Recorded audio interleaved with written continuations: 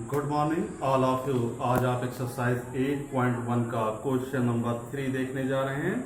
Question number 3 में कहा जा रहा है so that if the diagonal of a quadrilateral bisect each other at right angles then it is rhombus. आप show कर दीजिए कि किसी जो है क्वाड्रिलेटरल का डायगोनल अगर राइट एंगल पे बाइसेक्ट हो रहा है तो रोम्बस होगा।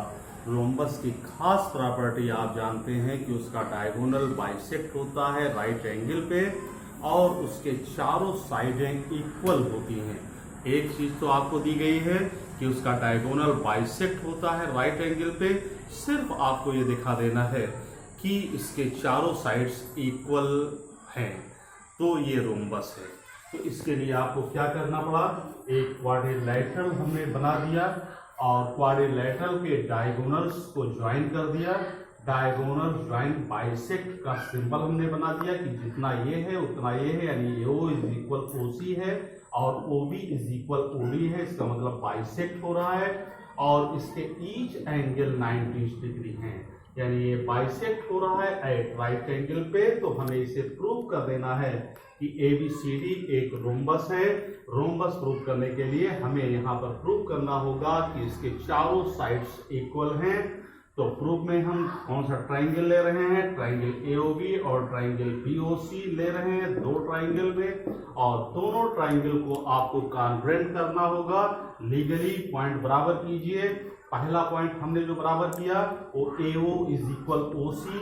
ये क्यों लिखा हमने, क्योंकि ये आपके क्वेश्चन में दिया गया है कि डायगोनल बाइसेक्ट हो रहा है। तो AO इज इक्वल OC पहला पॉइंट, और दूसरा पॉइंट हमने बराबर किया angle AOB is equal angle COB। Angle AOB is equal angle COB ये भी आपको दिया है कि बाइसेक्ट हो रहा है एट राइट एंगल पे। इसका मतलब है कि ये दोनों एंगल 90 डिग्री के हैं और बराबर हैं। और तीसरा पॉइंट जो हमने बराबर किया वो OB इज इक्वल OB। दोनों ट्राइंगलों का एक कॉमन साइड है OB, और इस प्रकार आपने देखा कि इसके 3 पॉइंट कॉन्ग्रुएंट हो गए, और कॉन्ग्रुएंट होने से आपको एक फायदा हो रहा है कि AB इज इक्वल BC लिख सकते हैं आप।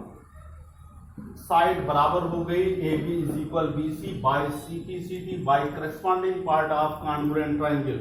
और सिमिलरली करके बाकी इन दोनों ट्राइंगलों में अगर आप दोनों को कॉन्ग्रुएंट कर दें तो BC किसके बराबर हो जाएगा, CD के बराबर हो जाएगा। ये दो ट्राइंगल अगर कॉन्ग्रुएंट हो जाएं तो CD इज इक्वल DA हो जाएगा। उसी बात को हमने लिख दिया कि and CD is equal DA। Similarly करके लिखा है BC is equal CD and CD is equal DA, hence AB is equal BC is equal CD is equal DA। और ये चारों साइडें आपने इक्वल दिखा दिया, तो आप कह सकते हैं कि ABCD इज ए रोम्बस, और यही आपको प्रूव कर देना था। इसके बाद नेक्स्ट क्वेश्चन, आप क्वेश्चन नंबर 5 देखें। 5 में सो दैट, सॉरी यहाँ पर क्वेश्चन नंबर 4 है।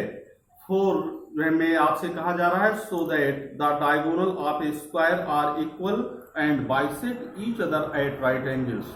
शो कर दीजिए कि स्क्वायर का डायगोनल इक्वल होगा और बाइसेक्ट करेगा राइट एंगल पर। तो आइए सबसे पहले हम एक स्क्वायर ABCD बना देते हैं। यहां पर हमें शो कर देना है कि इसके डायगोनल्स इक्वल हैं, यानी AC इज इक्वल है BD। और ये दूसरी बात हमको क्या प्रूव करना है कि इसके डायगोनल बाइसेक्ट हो रहे हैं एट राइट एंगल पर। तो यहां पर आप देखें कि इसके लिए हमको क्या करना पड़ेगा, AC इज इक्वल BD लाने के लिए हमें ऐसा ट्राइंगल लेना पड़ेगा कि हमें AC और BD साइड मिल जाए। तो उसके लिए हमें ट्राइंगल ABC लेना पड़ा और triangle DCB।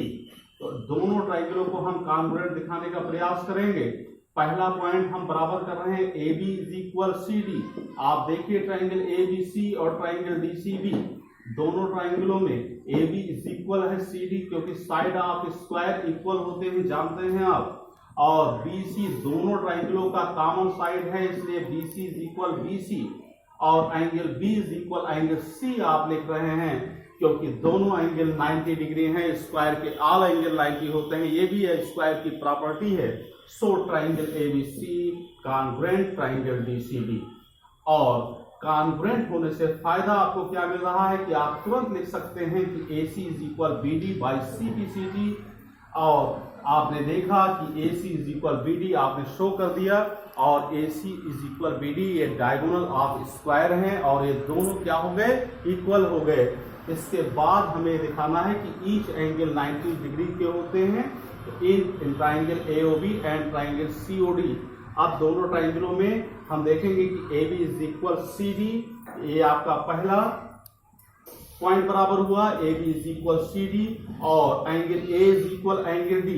Angle A is equal angle D हम कहां से पा रहे हैं, क्योंकि हम ऑलरेडी प्रूव कर चुके हैं कि angle BAC is equal angle CDB, क्योंकि ये दोनों ट्राइंगल कॉन्ग्रुएंट हुए थे।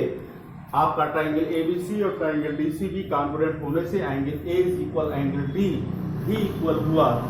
और तीसरा पॉइंट हम बराबर कर रहे हैं, एंगल AOB इज इक्वल है angle COD, vertically opposite angle बराबर हो रहे हैं, और इससे आपको क्या मिलेगा, angle AOB is equal angle COD।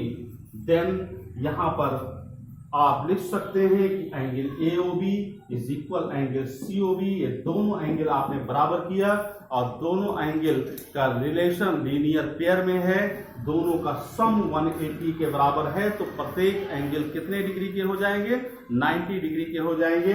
यहाँ पे एक लाइन की कमी की, डायरेक्ट हमने एंगल AOB 90 डिग्री लिख दिया, क्योंकि जगह की कमी थी। आप लिख सकते हैं कि angle AOB plus angle BOC is equal 180, then angle AOB is equal 90 degree, और यही आपको प्रूव करना था कि इसके डायगोनल बाइसेक्ट हो रहे हैं एट राइट एंगल पे, यही आपको प्रूव कर देना था।